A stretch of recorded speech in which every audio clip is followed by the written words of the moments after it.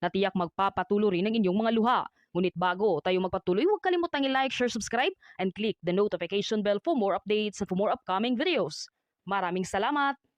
Sa huling gabi ng burol ng yumaong aktres na si Jacqueline Jose, patuloy ang pagdagsa ng mga celebrity dahil ito na ang huling gabi na makasama ng mga nagmamahal at nagdadalamhati sa pagkawala ng veteran actress. Sa harap ng kamera, tumatak sa marami ang husay sa pag-arte ni Jacqueline Jose. Pero sa likod, lalong tumatak sa mga kakilala ang kanyang pagmamahal at pagmamalasakit. Kaya may kirot sa puso ang pagpugay sa huling gabi ng burol ng internationally awarded actress. Sa huling gabi ng burol ni Jacqueline Jose, dumating ang fiancé ni Andy Aguinman na si Pilmar Alipayo. Ilan sa mga celebrity ang nagbigay ng kanilang eulogy ay sina Alden Richards at Andrea Torres. Namataan din sa huling burol ng actress sina Kylie Padilla, Senator Ramon Vong Revilla, Barbie Portesa, Jack Roberto, Gladys Reyes at marami pang iba. Siguro wala na po akong masasabi na hindi nyo alam, both sa mga katrabaho and both sa family din po at the same time. Because we all know how Tita Jane loves unconditionally.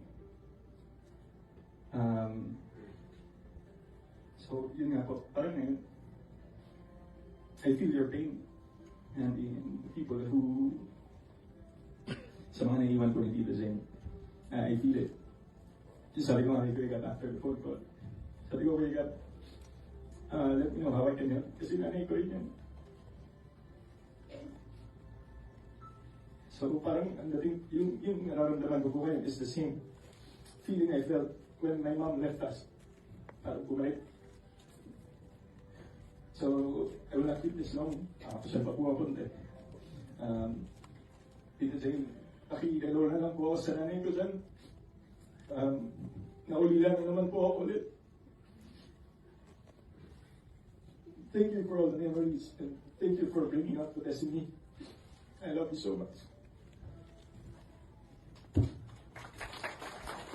Samantala may nadiskubre sa labi ng pumanaw ng movie icon at award-winning actress na si Jacqueline Jose matapos siyang makremate. Ito ang naging revelasyon ng kapatid ni Jacqueline at dati ring actress na si Veronica Jones nang makapanayam siya ng ilang miyembro ng media sa burol ng nanay ni Andy Aguinman sa Arlington Memorial Chapels. Ni Jacqueline Jose ay talagang maraming katanungan kung ano ba ang nakita ng kanyang ate na talagang may nakita daw na green bones sa buto ni Jacqueline Jose. Alam niyo ba kung anong ibig sabihin nito? Kaya panoorin natin kung ano ba ang ibig sabihin kapag may green bones ang isang tao. Panoorin natin to. Jane, may sinasabi silang green bones. Oo. Ano daw ang ibig? Hindi lahat ng tao na na-cremate meron nun. So, very rare na nakita si Jane meron. Ang ibig sabihin daw nun ay good heart. Good heart talaga siya. Good heart. Totoo And naman yun.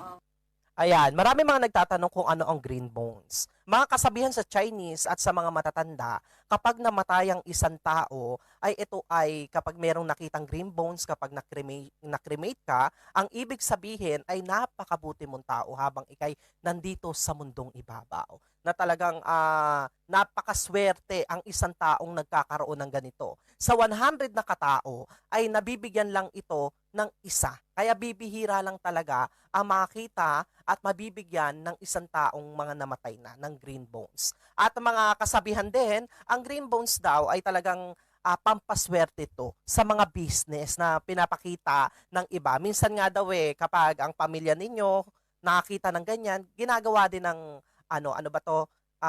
Souvenir, pampaswerte sa business at magandang buhay at lalo-lalo na sa mga wish, 'di ba? Kapag yung pamilya mo nagkaroon ng green bones, mag-wish ka doon. At minsan kinukuha mo, ginagawa mong pang dito, pang display kasi nga daw pampaswerte daw 'yan sa mga taong nangangailangan, 'di ba? Lalo-lalo na yung mga pamilya, 'di ba? Kaya yung mga hindi nakakaalam, marami talagang ibig sabihin ng green bones. Pero bagamat man si Jacqueline Jose nagkaroon ng green bones, ibig sabihin, habang ito ay nabubuhay, talagang napakaganda na nagawa niya dito sa mundo. At bibihira lang talaga na nabibigyan ng ganyan ang isang tao kapag ito ay namamatay. Na talagang napakaganda at napakaswerte ni Jacqueline Jose, dito lang napapatunayan ng ibang tao na napakabuting tao ni Jacqueline Jose. 'Di ba? Kaya kayong lahat, 'di ba? Ano kaya ako? Minsan